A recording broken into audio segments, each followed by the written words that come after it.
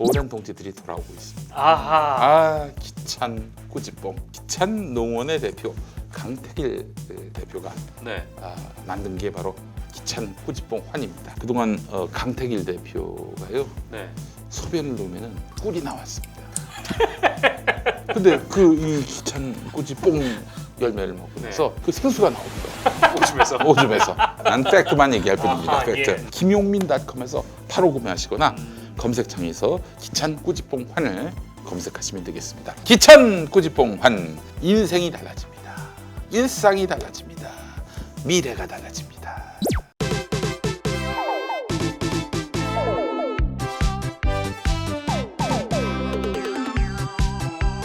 자, 지금까지 소주를 즐기지 않았던 분들에게 네.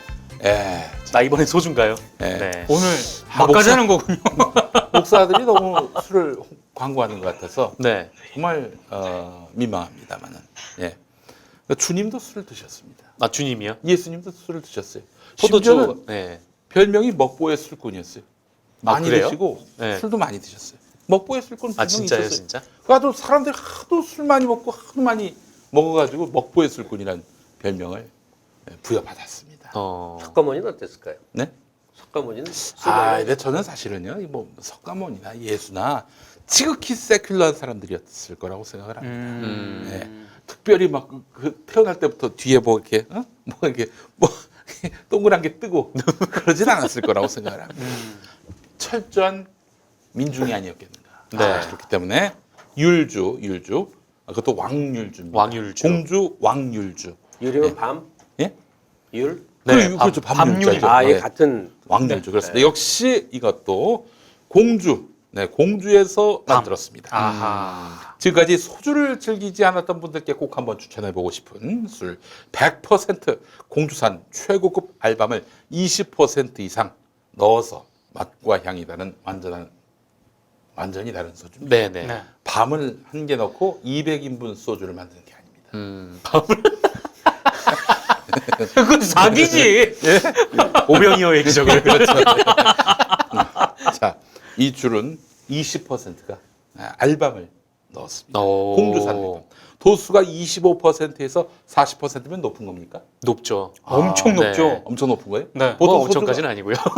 보통 소주가 얼마나 됩니까? 소주가 10몇 도예요. 네, 그러니까 뭐 요즘 좀 부드러운 소주는 한 19도, 18도. 오, 약간 좀 강하다 싶으면은 한 20.1도 한 이 정도. 자, 그런데 말이죠. 일반 소주에 비해서 오히려 숙취가 적고 네. 속이 편안합니다. 예. 방금 몇 도라 그랬죠? 25도, 에서 24%에서 40%. 위스키네. 요게 검은 게 음. 도수가 제일 세고요. 네. 지금 하얀 게 요게 약하네요. 약합니다. 25%. 그리고 요게 중간 게 조금 중간 정도. 이게 주황색. 네. 주황색. 어이구야 이거 40도다. 이건 33%입니다. 아, 그래요. 자, 선생님, 뭘 드시겠습니까? 40도. 아이고, 세상에. 40도로. 일반 진상하시죠. 증류주. 네. 깝니까? 네. 40도면 뭐죠? 거의 뭐 고량주, 고량주. 네, 양주, 아이고. 위스키. 네. 불 붙이면 붙는 수준일 때. 자, 우리 선생님. 자, 어이구 이거 진짜 세다 진짜. 예. 양진호가 이 양주를 직원 손에 들이붓고 불을 붙였다는 거 아닙니까? 아, 그래요? 그것 때문에 화상을 입었다고. 이게 저 왕율주는 불이 안 붙어요. 보드카가 이 정도 아니에요? 보드카 이거보다 높나? 아, 저 보드카가 예, 조금 한 더 잔만. 높은 것도 있고 뭐 비슷한 것도 있고 그럴 거예요. 아마. 어때요? 이게 밤 사실 느낌이 있네. 음. 밤소주인데 이거 진짜? 밤소주에 밤소주. 이거 사실 그 막걸리는 어느 정도 맛이 약간 좀 짐작이 된 게 있었어요. 그렇지. 네. 음. 밤 막걸리는 좀 몇 번 봤거든요. 네. 근데 물론 이제 밤소주. 밤 막걸리는 밤 훨씬 물주. 맛있지만 이건 정말 새로운 소주인데. 왕율주. 이 소주는 왕율주. 진짜 쇼킹하네요. 네, 그러니까 밤 그렇습니다. 한 개에 200인분 만든 게 아니란 얘기죠. 그렇습니다. 그렇지 않습니다. 아니 예. 제가 아는 사람이 네. 옛날에 그 전에 드링크 회사 사장인데 예. 무슨 어디 당구에 걸렸어. 적발이 됐어. 어. 그러니까 성분이 들어가 있는데 한방 성분의 드링크인데 네. 뭐 구기자인가 뭐가 안 들어갔는데 들어갔다고 아이고. 적발이 된 거야. 아이고 이런. 그래서 넣지 뭐. 그러니까 큰 풀장만 하는데 요만큼 넣고 넣은 거야. 근데 그거 제조회사 하시는 분들이 다 화낼지는 모르지만 대부분 그런 거야. 그렇죠. 풀장만한데 요만큼 넣었다고 쓸 수 있는 거 아니야. 조금씩 넣고. 이거는 거의 밤향이 뭐 향을 넣지 않습니까? 근데 네. 밤향이 너무 좋은데? 죽는 거 아니죠? 근데 좋다. 야 이건 진짜. 선생님 지금 기분 좋으셨어. 네. 기분 좋아지셨어. 알겠습니다. 이제 왜 센지를 알았다. 왜? 밤이 31.5%나 들어가 있어. 그래요. 냄새가 밤향이 소주로 이게 끝나지가 않아. 냄새부터. 이거는 소주가 밤 냄새가 아니야. 나. 아니 밤이 31% 들으면 이게 겔 타입이어야지 이렇게 액체가 어떻게 돼? 그러니까 이게 이렇게 돼 있습니다. 밤 국내산 공주 31.5%. 원액이 그렇다는 요거는 얘기구나. 23.2% 들어가 있습니다. 이게 도수 센 게 많이. 이게 밤을 그 아. 밥으로 만들어 가지고 밥을 발효시켜야 네, 돼. 발효를 발효시켜서. 시켰겠지. 예. 자, 이 공주밤으로 만든 왕률주는 술 전문가들도 인정하는 소주입니다. 공주 왕률주가 전시회나 박람회에 나가면은 각 지역의 명주를 만드시는 술도가 분들이 와서 몰래 사가는 술입니다. 이름을 밝힐 수는 없지만 유명한 진달래꽃 술 업체 사장님이 몰래 사가는 것을 본 공주 왕률주 사장님이 말하면 공짜로 줄 텐데 왜 몰래 사가느냐 라면서 호통친 일화가 있었고요. 끝내 돈 주고 사갔다는 이유로 돈 주고 사가서 때렸단 말이에요? 근데 향이 너무 좋다. 아니 이거 그 진짜. 옆에 네. 파리를 이제 치느라고 파리를. 파리를 치느라고 네. 그랬다는 얘기. 자, 왕률주를 생산하는 사곡 양조원은 60년 전통의 양조장입니다. 공주 마곡사 아시죠? 네. 네. 마곡사 자락에 위치해 백범 있는데 선생이 그렇습니다. 있었죠. 맑은 공기와 천연 안반수로 깊은 술맛을 자랑하는 사곡 양조원은 오직 우리 땅의 공유와 과실, 한약재 등으로 술을 빚어서 맛과 건강을 함께 생각하는 뚝심 있는 기업입니다.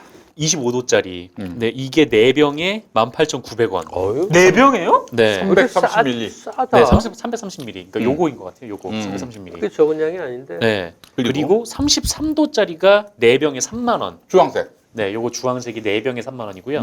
이 맛있는 저 거. 검은색. 음. 이 40도짜리는 4병에 37,700원입니다. 아이고 세상에. 싼 걸요? 싸네. 싸죠. 네. 이 위스키, 이 도수가 위스키랑 거의 비슷한데. 네. 예전에 내가 백양사라고 절에 좀 살았었거든요. 네. 아, 수백. 절에는 왜? 그냥 인생의 회의를 느껴서 더 이상 그만 살려고 그러다가 절에 좀 가 있자 해서 한 1년 가 있었는데 네. 스님들하고 잘 마셨죠. 근데 스님들 고기 잘 드십니까? 근데 그거는 조금 나뉘어요. 음. 양념한 고기는 안 드시고 담백한 그리고 오징어 볶음 이런 걸 좋아하셔. 네. 물론 스님마다 이제 차이가 있는데 네. 기본적으로 무리한 계율에 대해서는 아주 관대하시더라고. 좋았는데 고기 못 먹게 한다든지 뭐 이런 거. 예, 김동환 목사라고 알아요? 예전에 알죠? 예, 형제교회. 예. 네, 예, 예. 우리가 거기 있었거든. 감리교 목사님. 네. 정말 잘하시지 술. 아, 그렇습니다. 딴 예. 목사들 안 마시면 막 이 새끼야 이러면서 다 목사님이요? 입에 그렇군요. 진보 목사님. 씨발이 붙어 있는. 네, 예. 진보 목사님. 네. 근데 어떤 분께서 댓글을 남겨주셨는데 이 김갑 선생님은 절에 들어가실 거면 이 관음 사쪽이 어울리시 아니 관음증은 극복했어. 아, 네네. 하도 많이 봐갖고. 예. 한데가 그런 얘기가 재밌었어. 이 변태 카테고리들이 있단 말이에요. 뭐 유린 샤워라 그래서 오줌 즐기는 사람도 있고, 아, 그래요? 네. 결박 뭐 이런 것도 있고, 뭐 하여튼 여러 가지가 뭐 있는데 수갑을 찬다든지 뭐 밧줄로 눈을 해가지고. 감긴다든지 뭐. 예. 그럼 넌 그 중에 뭐냐? 왜냐면 거기 해당되지 않는 사람이 없거든. 아. 아, 그래요? 섹슈얼 판타지에 그 아주 극단적으로 자기가 좋아하는 요소가 있다고. 언어 자극에서 오는 사람도 있고. 마광수 교수는 이 손톱 패티시. 예. 그래서 긴 손톱으로 살갗이 찌를 때 그 쾌감. 아. 그런 거 있다 그러죠. 변태평론도 하시는 변태가 아니야. 그 사람의 아니, 근데 누구나 지금- 다 있는 성적 지금- 판타지야. 지금 말씀을 들어보니까 그걸 알아야겠네. 내가 어디에. 나의 취향은 뭐냐? 네. 들여다보는 거를 좋아하는 관음도 있고, 나의 행동을 누군가 봐주기를 원하는 것도 있고, 아. 네. 노출이죠, 그건. 노출도 있고. 그 저기 그 바바리. 바바리. 네, 아, 네. 그래요. 아니 저기 또 뭐 망사. 망사. 망사 그러니까 망사 스타킹? 남자가 아. 여자 그런 걸 걸치고 뭐 느낀다는 거죠. 그 최근에 아주 볼만한 영화로는 보헤미안 랩소디. 저거 오. 봤어요. 퀸. 네. 그거 스킨이 좀 정체성이 여성성을 갖고 났잖아요. 예. 게이잖아요. 네. 그래서 여자 옷 입고 공연 많이 했었거든. 예. 근데 놀라운 게 프레디 머큐리가 죽기 한 몇 개월 전까지도 게이라는 사실을 아무도 몰랐어. 주위에서야 알았겠지. 네. 근데 우리 한국에 우리는 몰랐어. 근데 그냥 다 보호해 준 거죠. 엘튼 존 같은 사람은 아예 내놓고 게이니까 일생이 그러려니 하지만 근데 갑자기 그 영화 얘기가 글로 흘렀는데 보헤미안 랩소디 진짜 꼭 봐야 될. 네. 이제 마지막에 그 뭐죠 라이브 에이드인가요? 그 공연 딱 재연을 할 때 네. 좀 찡하더라고요. 그래. 네, 마지막 장면이. 근데 요새는 세상이 얼마나 좋은지 집에 와서 유튜브를 뒤지니까 프레디 머큐리 공연이 다 떠. 네. 그래서 그렇죠. 보시라고. 알겠습니다. 하여튼 정체성 혼란을 빚는 사람들 경우도 꽤 있죠. 레니님께서 미니스커트도 성적 취향이냐고. 아니 사람마다 이제 다를 거 아니에요. 나는 뭐 홀가당 벗은 몸에 대해서는 그렇게 자극을 못 느껴요. 그건 저도 그런 것 같아요. 저는 스키니진. 그거 꽤 대한민국에 힙합이 유행하는 거 아닙니까? 나 때문에 아니 스키니진보다 레깅스를 입고 이렇게 돌아다니는 여성을 보면 섬뜩하지. 깜짝 놀라죠. 저는 제 아내가 이 청바지 입을 때 그렇게 이뻐 보일 수가 없어요. 자 선생님, 네. 그 다음 대선은 어떻게 됩니까? 진짜. 요 얘기를 하면 그러면 총선부터 가죠. 그냥 총선부터. 아무 얘기나 해도 되면 아무 얘기나 할게요. 이미 다른 데서 한번 얘기를 한 적이 있었는데 그동안의 대선의 경험을 보면 결국은 시끄러운 사람이 본선까지 가고 그중에 더 시끄러운 사람이 되더라. 그러면 제일 시끄러운 사람은 이재명이고 그다음에 잠재적으로 아주 시끄러운 사람은 유시민이고 그러니까 민주당은 지금 자원이 그러니까 일단 자유한국당 얘기를 안 한 이유는 해봤자 가능성 근처에 있는 사람이 없는 거야. 그중에 누구라도 후보가 되면 고맙죠. 홍정국 어떨까요? 홍정국. 택도 없죠. 택도 없습니다. 우습게 알지. 정말 우습게 알지. 그냥 도련님, 그 개인은 괜찮은 사람이겠죠. 능력도 있고. 근데 그 사람이 일국을 책임질 어떠한 커리어가 있고, 뭐가 있어요. 근데 말이죠. 그 총선 때 그 외모로 다 빨아들였습니다. 노원병 유권자들을. 근데 뭐, 한번 물어봅시다.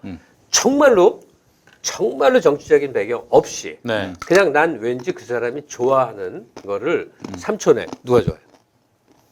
여권 대선 후보군 중에 유시민? 유시민 저는 일단 아무 정치적 네. 맥락 깔지 마시고 그냥 인상 그 인상 김경수 아니면 심상정?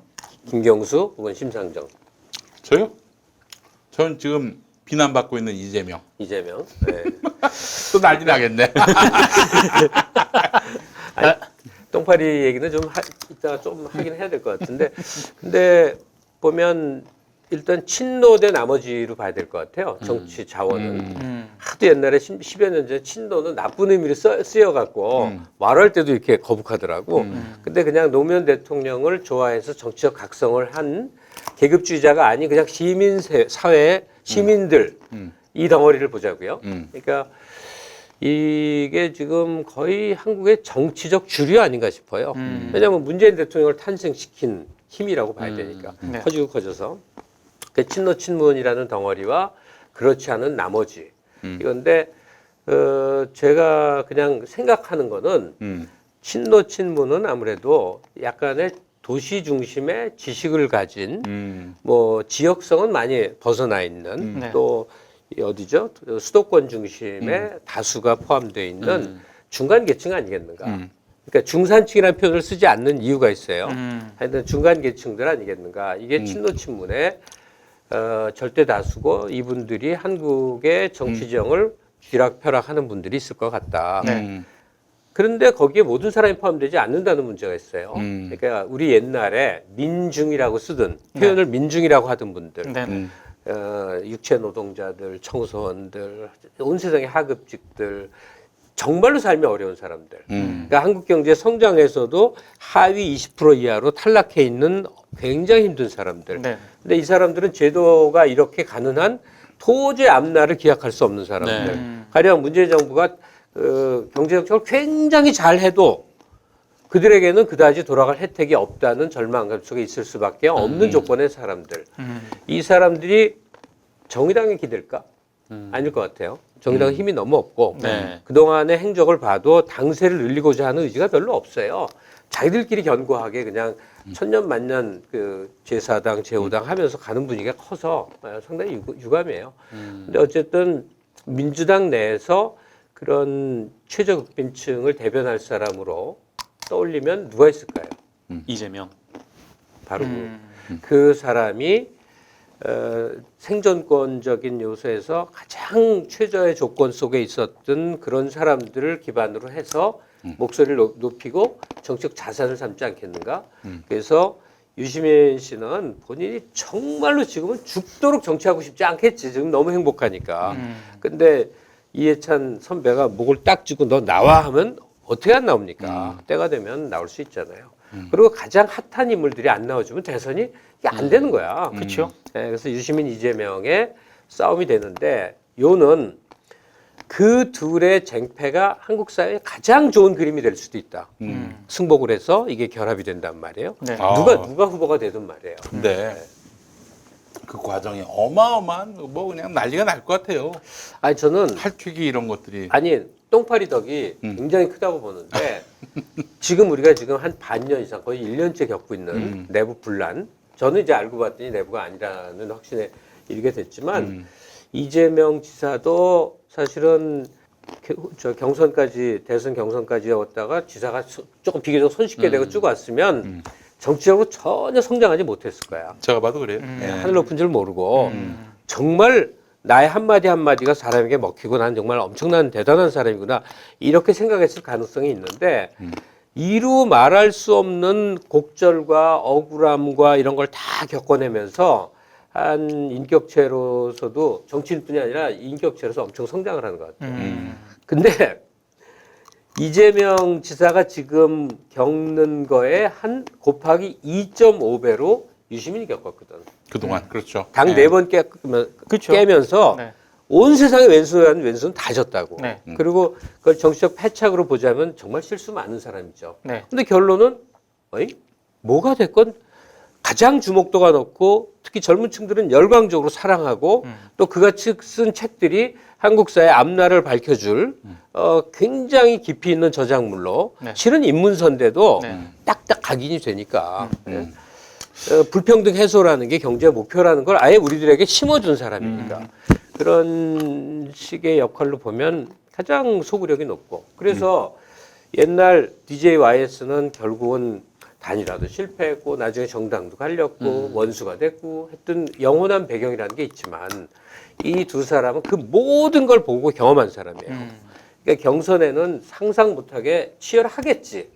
근데 경선을 치러내고 한 덩어리가 돼서 또 다음도 있는 거니까 네. 그런 모습을 본다면 우리는 최고의 정치 드라마를 보게 된다.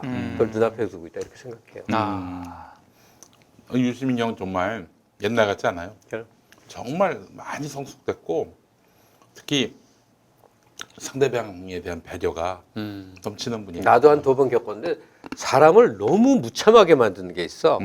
내가 언젠가 내 라디오 프로에 많이 나왔고 내 친구의 친구니까 네. 이렇게 저렇게 뭐 밥도 많이 먹었는데 네. 유시민 씨 좀 딴 일로 내 부탁하려 좀 만날 수 있어요. 아 김갑수가 하도 많아서 누군지 알아야지.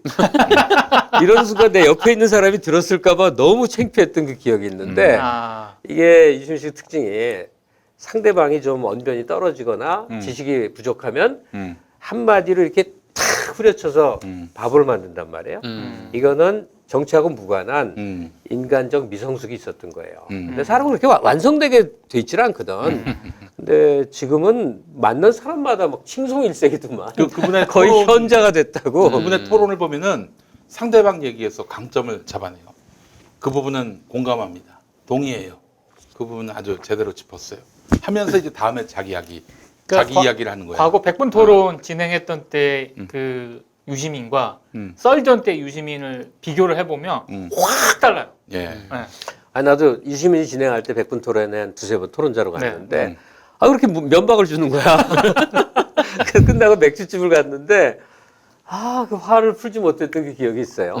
이게 왜냐면 너무 자기가 똑똑한 사람들은 상대가 답답한 거야. 상대가 두 마디만 해도 그 이후에 다섯 마디까지가 바로 짐작이 가니까 팍팍 쳐버리는 거지. 그런 유시민이 지금은 만난 모든 사람들이 좋은 소리를 한다. 난 근래 본 적 없거든요. 이게 뭐냐면 성숙을 하는 것 같아요. 이제 참여정부 때 저도 유시민 장관 굉장히 비난을 많이 했어요. 비판이 아니라 비난을 했어. 참 어떻게 김영춘 장관 말대로 싸가지. 같은 말을 해도 어떻게 저렇게 얘기하나 하는 생각도 들고, 야, 이거 너무 이 구정치에 너무 금방 적응이 됐다 이런 생각을 했는데, 나중에 이것저것 다 떨궈내고 야인이 된 유시민하고 대화를 나눠보면은 그 사람의 인격적 도약가 얼마나 성숙됐는지를 알 수 있고, 진짜 뭐 그분하고 저 이재명 지사하고 대선에 붙는다. 누구를 지지해야 될지 모를 정도로. 지금 우리가 지적한 건 한인 간의 이제 인격적 미숙함의 단계. 그때는 우리도 그랬고, 네. 근데 이제 그랬고. 그건 저 이해가 되는 게 유시민이 처음 정치를 하다 보니까 그 가운데서 벌어지는 어떤 시행착오 같은 거라고 생각이 돼요. 왜냐면 정치라고 하는 것이 기본적으로 자기를 따르는 사람들을 내 동지로 만드는 작업이면서 그 동지를 점점 넓혀나가는 작업인데, 워낙 유시민 장관 자체가 선명성의 정치를 하다 보니까 원하는 플러스는 안 되고 점점 마이너스가 되는 거야. 이제 지금 말한 인격적인 부분 말고 정치적인 맥락에서는 결과적으로는 그런 것 같은데, 끊임없이 당을 깨고 방황을 했잖아요. 네네. 이게 뭐냐면 기성의 민주당이란 토양을 전면 부정했던 것 같아요. 이거는 낡고 구리다. 네? 그래서 그 전에 국민참여당, 열린우리당, 또 하여튼 잠깐 있다 개혁당인가 하다가 또 나중에 통합진보당까지 오는 동안 보면 자기가 갖고 있는 능력으로 자기를 지지하는 세력을 호화로 해서 확장시키면 새로운 정치가 열릴 거라고 믿었던 것 같아요. 근데 세상은 넓고 사람은 다양하고 요구는 이루 헤아릴 수 없이 중첩되어 있거든. 그러니까 민주당이라는 토양에 대한 존중감 속에서 이게 컸더라면 하는, 이제는 분명히 그럴 거예요. 가령 뭐가 굉장히 잘못돼도 정당 활동을 다시 한다면 민주당을 탈당하거나 자기 당을 따로 만든 일은 없을 거라고 생각을 해요. 근데 그 과정에서 보면 정말 좌충우돌했던 드리머들이 많잖아요. 정동영만 해도 당을 몇 번이나 나갔다 들어왔다. 지금은 형편없이 돼버리고. 유시민 장관이 국민참여당 만든 것도 제가 보기에는 국민참여당의 미래가 있어서 이 친노 정당이 앞으로 미래가 있어서 이거라기보다는 자기를 끝까지 따랐던 사람들에 대한 일종의 마지막 팬 서비스가 아니었겠는가 하는 그 생각이 들더라고요. 도의적인 책임의식. 도의적인 책임. 이 사람들 다 낭인이 돼서 자기 따라 나오느라고. 이 사람들에 대해서 뭔가 같이 정치적 동지로서 내가 갑자기 큰 당하다가 작은 당하는데 미래는 안 보이고, 그것도 게다가 지금은 야당이고 의석도 없고, 그리고 동지들하고 같이 가겠다라는 그런 차원에서 정치 도의적인 행보가 아니었겠는가 하는 생각이 들면서도 저는 약간 국민참여당을 끝으로 정치를 그만두겠다는 의지가 보였어요, 사실. 창당하는 당시부터. 예. 그 정당 정치가 한국은 아직 뿌리 내리지 못했다.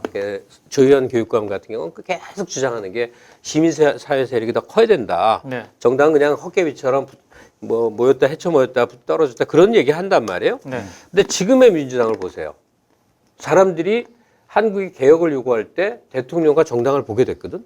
이건 엄청난 성공이고, 그렇죠. 한국 사회에서 유력한 자원들이 다 민주당 국회의원들의 자문역을 하고 토론회에 나가주고, 또는 혹시 나한테 기회가 이런 기대를 품고, 그러니까 어떤 시민단체보다 지금 민주당이 커. 참여연대가 아무리 커봤자 민주당이 더 크다니까요. 네. 그렇잖아요. 그래서 정당 정치에 있어서 조금 민주진영, 조금 넓게 보면 진보진영, 민주진보진영 덩어리는 민주당이 거의 이제는 확실하게 착근이 돼 간다.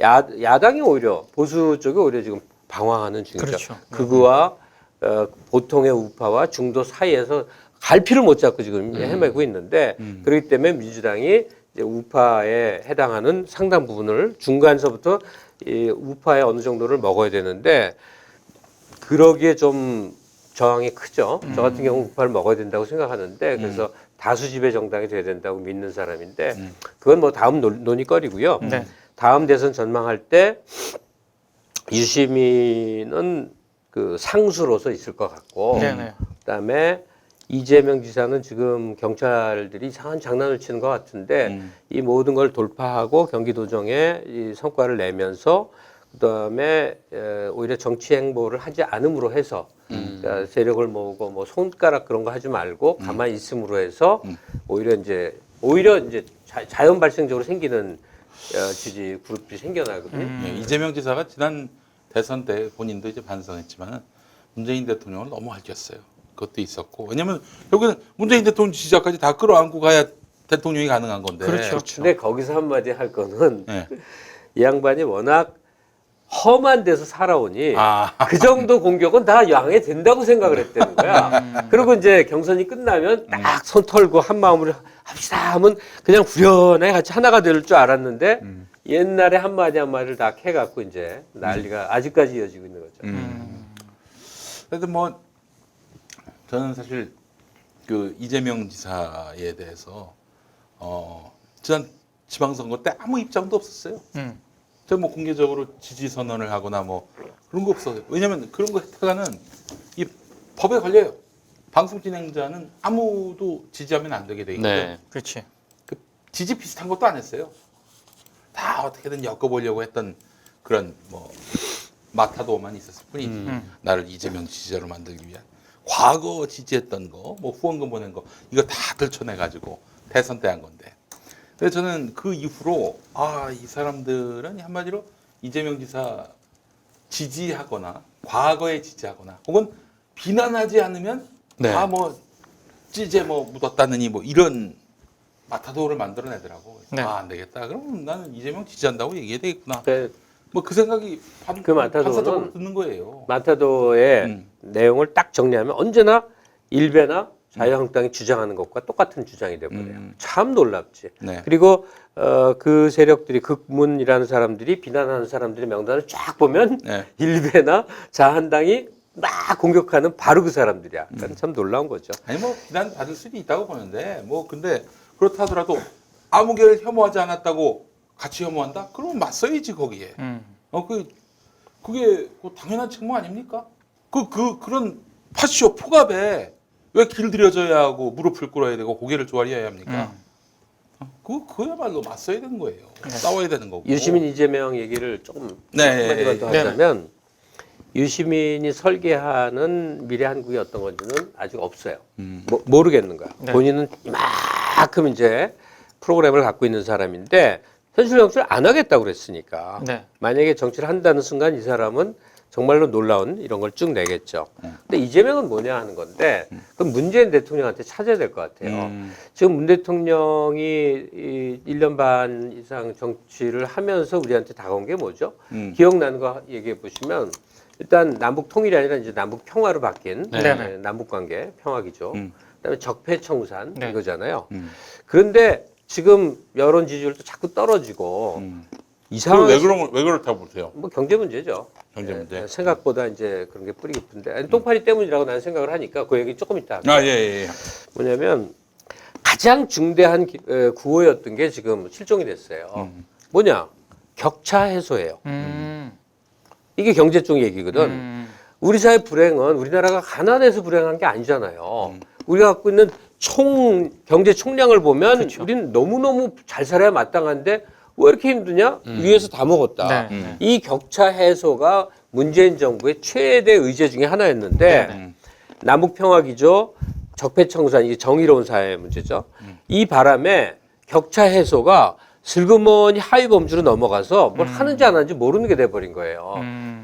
그걸 한다는 게 소위 용어 소득주도 성장. 네. 그리고 소득주도 성장을 대신해서 그걸 보완하는 게 혁신성장이라는 그런 얘기인 것 같은데 그냥 저 나름의 생각을 좀 조심스럽게 얘기하면 굉장히 미진해요. 네. 다시 말해서 격차 해소는 근원적으로 피케티 얘기식으로 하자면 완전 조세혁명이 나와야 돼. 세금 구조의 완전한 혁명. 누진율을 해갖고 윗대가리 정말 많은 걸 이 아랫도로 이 자산 이전, 소득 이전 해줘야 된다는 얘기 아니에요? 네. 요는 아마 이재명한테 기대할 건 그걸걸. 왜냐면 이 사람은 세거든. 햇벌이거든. 왜냐면 성장면서 그 사례를 보였고 지금 경기도에서도 기본소득 주는 것서부터 그러니까 되게 무시무시한 내가 보기엔 세법 개정인데 그냥 스무드하게 지금 진행이 되고 있더란 말이에요. 네. 그러니까 소위 문재인 대통령이 여러 가지 현실의 힘의 한계에 의해서 충분히 못하고 있는 양극화 해소, 격차 해소라는 문제는 오히려 이재명의 몫으로 넘어갈 수도 있다. 굉장히 세고 강력하게 할 수 있는 사람이다. 근데 이 모든 거는 조금만 강론으로 들어가면 무지하게 토론거리 아니에요? 네. 굉장히 특히 경제 정책은 우리 같이 비전 공자는요. A라는 경제 전문가가 뭐라 그러면 그런가 보다. 그렇죠. 하다가 B라는 사람이 얘기하면 반론을 얘기하면 또 그런가 보다. 이렇게 되지 않아요? 네. 그걸 어디서 해결했느냐? 우리는 팟캐스트에서 죽어라고 토론을 했다고. 지난 몇 년 동안 한번 생각을 해보세요. 이명박 정부가 어떤 비행을 저질렀고 박근혜 정부의 창조 경제가 왜 문제였는고 방산 비리를 하면 내용으로 들어가면 뭐고 온갖 얘기를 정봉주 씨가 막 재미게 하고 김영민 씨가 막 욕을 하고 그 와중을 뚫고 온갖 전문가들이 집요하게 그 토론을 하면서 일종의 진보의 교양 같은 게 됐다고. 우리는 마주 앉으면 어느 정도의 기본 지식을 갖고 나가게 됐다고. 근데 지난 한 7, 8개월 이상 동안 소위 진보 팟캐스트는 뭐만 했느냐? 똥파리 싸움만 한 거예요. 예? 이동영이가 하는데 뭐 하는데 다 똥파리 싸움만 한 수밖에 없었던 거야. 이게 뭐야? 하면서 이럴 수가 있어 이러면서 세월이 지나간 거예요. 그 7, 8개월 동안 무슨 일이 벌어졌느냐? 보수 세력들은 유튜브를 중심으로 웃기고 우리처럼 까불고 재밌고 안 해요. 그런 거 안 해, 걔들은. 존나 재미없어요. 네. 근데 보수를 지지하는 아니, 사람들은 죄송합니다. 그게 재밌어요. 제가 말 정정할게요. 좆도 재미없어요. 근데 재미없지 않아. 나름 진지하게 황장수나 고성국이나 원명이 이런 사람들이 정세 분석 쫙 해내면 정말 문재인 대통령 하나에서 열까지 다 잘못된 거고 그 근거가 나오고 수치가 나온다니까 거기 선동되기 되게 쉬워요. 그 논리 함정을 격파하는 토론을 하고 해야 될 동안 우리는 똥파리 싸움만 한 거야. 그러니까 더 이상 똥파리들은 그게 수입이 되는 한 그 돈을 작은 돈이겠죠. 그거라도 벌기 위해서 계속 있을 거라고. 이제는 진보 파케들 정신 차리고 문재인 정부가 하고자 하는 시장에 대한 이 정부 개입이란 게 구체적으로 무슨 의미를 갖고 어떤 역할 기대가 있고 앞으로 어떻게 갈 것인지에 대해서 정말로 깊은 토론을 해야 돼요. 네네. 그냥 내가 지난 금, 토, 일 3일 동안 광주, 전라도 광주 있죠? 네. 거기서 뭐 비엔날레 때문에 갔었어. 예. 네. 역대급으로 재미없는 비엔날레였어. 아, 그래요? 폭망 비엔 이럴 수가 있는가? 하여튼, 광주 비엔날? 예. 오. 지금 하는 중인데 예. 죽는 줄 알았다 정말. 한 줄의 글도 쓰지 않기로 결심했어.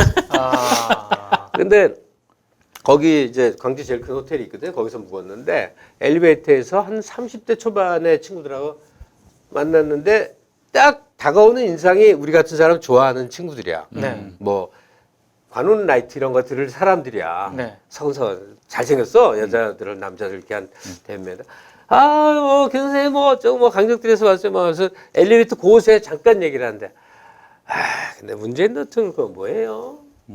그러니까 그냥 실망의 기색을 내세우는 게 거의 당연한 분위기가 돼 있더라고. 너무 이상한 거야. 그리고 저같이 이제 매일 조중동 보수신문을 열심히 보는 사람들, 네. 저는 직업선거 봐야 되거든요. 네. 그걸 보는 사람들은 지금 한국 사회는 암울한 그냥 그렇죠. 맞아요. 잿빛 그림자가 드리운 망해가는 파탄 폭망의 길로 가는. 그렇게 돼 있어. IMF 직전인 것 같아. 소중동만 보면. 근데 다른 전문가, 가령 최백은 교수라고 네네. 있어요. 요즘 열심히 노력하는 분. 그 사람이 근거하는 IMF 통계 자료에 따른 그 수치를 보면 그거 다 거짓말이거든. 미국만 특별히 잘 되는 거 아니고 오히려 우리보다 못하고 유럽, 서유럽 나라들이 한국 경제보다 월등히 좋은 게 아니라 우리보다 못하고 네. 이런 근거에 의한 이 맥락 토론들이 너무 없는 거야 우리. 그러니까 새날을 들으면 뭐 다가오는 게 없고 이동영 팟캐 서너 가지 김영민은 시벌소리만 하고 이래서 이 갈증은 못 채우는 거야. 그래서 최백은 비슷한 그 제자급 수많은 박사급 대학 강사급들이 온갖 팟캐에 나와서 논리적 설명을 해주고 지적 자양을 채워주고 이래야 될 때야. 아주 돌아버리겠어요. 이러다가는 정말 노무현 대통령 시절 지지율 24%또 나오는 거 아닌가 모르겠어. 30% 이하면 통치불능이라고 그러잖아요. 네. 그렇지. 노 대통령 시기에 경제 폭망이라고 그래서 나도 그런 줄 알았는데 지나놓고 보니까 모든 통계에 있어서 굉장히 좋았던 시절이고 좋았어요. 이명박보다 훨씬 좋았어요. 이명박 굉장히 박근혜보다 좋았어요. 앞섰어. 네. 이게 또 재현되고 있단 말이에요. 또 당하면 안 되지. 그러니까 갈증이 이게 나십니까 선생님? 미치겠어. 왕율주 한잔 드시죠. 왕이었죠, 왕이었죠. 네. 정말 그래서 지금 팟캐스트도 그렇고요. 팟캐스트가 워낙에 사실 연초부터 점점 확연히 그 영향력이 줄어들고 있어요. 아마 저를 포함한 팟캐스트 아니 뭐 저를 필두로 한 팟캐스트가 좀 표류하고 있는 게 아닌가 하는 생각도 들고 컨텐츠가 지금 한계에 이르렀거든요. 또 그 지상파 방송들이 또 많이 회복이 돼가고 있는 추이라서 그건 너무나 자연스러운 현상일 수도 있는데 아니 우리가 이렇게 생각을 해야 돼요. 팟캐스트 투사들이 지상파를 먹었어. 예? 그래서 예. 공중파를 하고 다를 해. 그런다고 되지 않아요. 왜냐? 지상파 방송에서는 말하는 게 짧아요. 그렇죠. 그냥 짧은 맥락으로 잠깐씩밖에 얘기를 못 한다니까. 네. 팟캐의 차이점은 깊숙하게 천착하는 세계란 말이죠. 그래서 이 팟캐는 방송이랑 뭐가 달라? 찾아 듣는 사람들이 듣는 거 아니에요. 그렇죠. 그러니까 이 한국의 미래에 대해서 문정권의 향방에 대해서 뭐 이런 깊은 관심이 있는 친구들이 딱 듣고 자기의 지적 자양을 채우고 싶고 논리적 반박과 토론을 해보고 싶은 사람들이 모이는 곳이니 네. 적어도 듣는 사람보다는 컨텐츠상으로 압도적으로 우월한 친구들이 와서 알아듣든 못 알아듣든 쏟아붓고 그걸 바탕으로 또다시 토론이 한번 한 곡절 넘고 하다못해 소득주도 성장이 진짜 한국 지역에서 말이 되는 것인지 안 되는 것인지 제대로 우리 토론해 봤냐고. 청와대에서만 외롭게 저렇게 얘기하고 있고 장하성 씨 대학 교수의 아직도 이 워딩이 너무 서툰 어렵죠. 거예요. 교수의 설명법밖에 없단 말이야. 이거를 워딩을 소득주도 성장에 대한 토론을 죽도록 팟캐에서 몇 달 동안 했었어야 되거든. 그래서 이거는 우리가 갈 길이다라고 언제든 탄탄한 논리 무장이 돼 있어야 되고 왜 과정상에 지금 중소상인들 이렇게 어려운지에 대해서 이해를 구할 수 있는 이게 무장이 돼야 되는데 모두 방치하고 있네. 그러니까 이게 정말 작전을 하는 사람들이 노리는 게 바로 이런 게 아닐까? 근데 지금 선생님 말씀 듣고 보니까 그냥 얼핏 떠오른 생각인데 이런 사안을 가지고 그 유시민 선생하고 이재명 지사랑 토론 붙으면 진짜 재밌겠다. 그럼 정말 대단한 뭔가 말이에요. 얘기가 나올 것 같아요. 그런 토론을 부트려 하지 않을 거예요. 그 순간 이제 대권 주자 프레임이 발동하기 때문에 그렇지. 자기한테 지금 별로 도움이 안 좋지 된다고. 그럼요. 판단할 이재명 것이고. 지사나 다 정치행보를 한동안 하지 말아야죠. 그렇죠. 네. 네. 그리고 문 대통령에 대한 도리가 있지. 그럼요. 그건 말이 안 되죠. 저희가 얘기하는 것도 뭐 무슨 자기를 얘기한다기보다는 가정이지 가정. 뭐 여러모로 현재 프레임 속에서 아무래도 최대 변수는 차기 대권과 관련한 그 논의가 될 거니까 그래서 저희가 좀 슬쩍 얘기해 본 겁니다. 아니 근데 잠깐만요. 당장은 지금 팟캐 얘기를 했고 네. 그다음에 유튜브에 진출. 유튜브에서 가장 탑 클래스 유튜버가 진보 쪽은 보니까 유재일 씨더라고. 유재일 씨가 6만 5천이야 네. 구독자가. 네. 네. 근데 저쪽은 2, 30만이 보통이라고. 그렇죠. 이건 큰일 난 문제예요. 예. 하여간 김용민 씨도 지금 이 시각 44,591로 계속 오르고 있습니다. 25만 6천이 돼요. 네, 알겠습니다. 열심히 뛰겠습니다. 민동기 국장이나 이런 분들 어디 지금 소속이 있죠. 고발뉴스에 있습니다. 그건 너무 가난하다. 네. 좀 된 데서 프레스센터 같은 거 빌려서 진보 팟캐 대표 인물들 한번 쫙 모여서 심포지엄을 열든 뭐 저 행사를 한번 해야 돼. 네. 그래서 이 백서를 빨리 한번 내갖고 재정비가 돼야 될 것 같아요. 그렇죠. 이거는 일반 무슨 KBS, MBC, 라디오, TV가 할 수 있는 몫이 아니야. 그 깊은 그렇죠. 토론은. 그렇죠. 그 유재일 씨는 정말 참 비평이 날카롭고 논리적이에요. 그래서 참 종종 자주 듣곤 하는데 이쪽도 계속 외연을 넓혀가야 하고 사실 유튜브 팟캐스트에서 할 수 있는 언어와 지상파에서 할 수 있는 언어가 다르기 때문에 완전히 다르죠. 예, 그래서 그쪽은 그쪽대로 또 열심히 일하되 이쪽에 원래 우리가 고유하게 개척했던 이 영역 역시 건강하고 명랑하게 확장해 나가는 노력을 함께 해야 된다. 그리고 예. 유튜브의 미래는 뭐 계속 확장이 되겠지만 저는 겁을 안 내고 오히려 팟캐스트가 더 중요하다고 생각해요. 팟캐스트가 네. 그게 왜냐하면 인간의 신체 기관의 작동 원리 때문에 그래요. 세상에서 제일 쉬운 매체가 텔레비전이에요. 텔레비전 떠서 입에 넣어주기까지 그렇지. 씹어주기까지 하는 매체거든요. 그렇지. 그러면 이 띵킹으로 저장이 안 됩니다. 스쳐가는 거야. 그러니까 단순한 생각을 하는 노인들이 팟캐스트 선동당해서 그래 문재인은 빨갱이고 나쁜 놈이야만 남아있는 것뿐이에요. 근데 이 팟캐스트는 특징이 뭐냐면 팟캐스트는 보는 거 없고 오로지 청각 하나에만 의존하잖아요. 그렇지. 청각 의존하면 뭐예요? 끝없이 생각하게 만든다니까. 이게 또 장시간 청취가 가능한데 유튜브는 그럼 얘가 5분마다 끊어지고 네. 전화 오고 다른 거 해야 되고 30분 40분 보기 힘들어. 유튜브는 텔레비전과 똑같아서요. 이 그 심도 있는 생각으로 사람을 끌어갈 수가 없어요. 맞아요. 그래서 자기 생각을 하지 않고 그 방송을 하는 사람들에게 의탁을 해버리는 거예요. 근데 그건 되게 힘이 없다. 그렇지. 근데 팟캐스트는 굉장히 토론 구조, 토론형이고 이 팟캐스트에 집중하는 사람들은 자기 생각을 끊임없이 하는 수밖에 없고 걸으면서 식사하면서 온갖 다른 걸 하면서 병행이 되기 때문에 1시간 40분짜리를 다 들어버린다고. 네네. 그래서 팟캐의 심도 있는 컨텐츠 공급은 너무나 지금 절실한 상황이다. 네. 그래서 이걸 어떻게 해야 될 것이냐. 알겠습니다. 자, 오늘 우리 김갑수 선생님, 문화평론가 김갑수 선생님과 함께한 시간이었고요. 너무 재밌었죠? 네, 진짜 살이 재밌었어요. 되고 피가 되고 그렇습니다. 예, 여러 가지로 참 큰 도움이 됐고 특히 알딸딸한 가운데 관음증. 변태평론 인상적이었어요. 그 선생님이 변태평론가. 얘기하면 네. 음란한 것도 다 이렇게 격조가 높아져요. 아, 그럼요. 예술성이 붙어버립니다. 네네. 예, 우리 선생님과 함께한 시간 너무나 행복했고요. 자, 선생님은 또 저희 KBS 1라디오 김용민 라이브 네. 매주 월요일 밤 11시에 또 뵙는데 네. 예, 오늘 또 월요일이에요, 녹화 날이. 네. 같이 넘어가시는 거 아니에요? 예, 그렇죠. 지금 선생님 그 이때까지는 저기 밤 11시까지는 좀 술 깨실 수 있겠죠? 예, 예. 기대하겠습니다, 선생님. 예. 자, 오늘 순서 모두 마치겠습니다. 김갑수 선생님 감사합니다. 고맙습니다. 고맙습니다. 여러분 안녕히 계십시오.